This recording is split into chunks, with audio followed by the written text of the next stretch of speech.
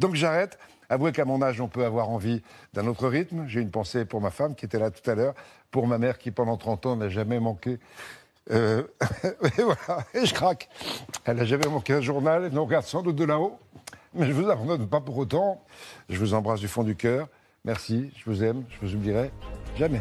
Cela faisait 32 ans que chaque jour, des millions de téléspectateurs le suivaient. Un déchirement pour beaucoup, notamment pour lui, contraint d'arrêter car trop épuisé par la maladie. Malheureusement, ce mercredi 2 mars 2022, Jean-Pierre Pernaut est décédé à l'âge de 71 ans. C'est avec une immense tristesse que les Français ont appris son décès. Sa femme, Nathalie Marquet, a décidé de prendre la parole.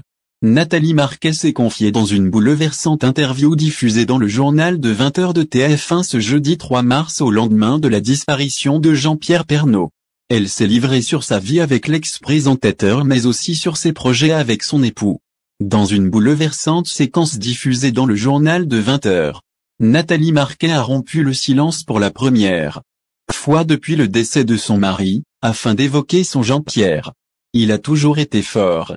Il s'est toujours battu pour sa famille. Il avait envie de ne rien lâcher, a-t-elle confié en préambule.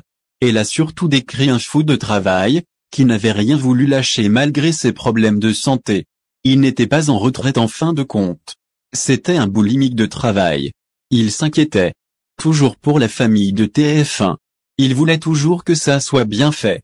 Elle a surtout décrit un fou de travail, qui n'avait rien voulu lâcher malgré ses problèmes de santé. Rappelons juste après la mort de son époux, Nathalie Marquet-Pernaut a partagé sa tristesse sur les réseaux sociaux de façon très pudique. Elle a posté une photo noire, sans commentaire. Mais c'est aussi une manière bouleversante de crier sa tristesse. Les Français se joignent à elle pour rendre hommage à celui qui a marqué leur vie.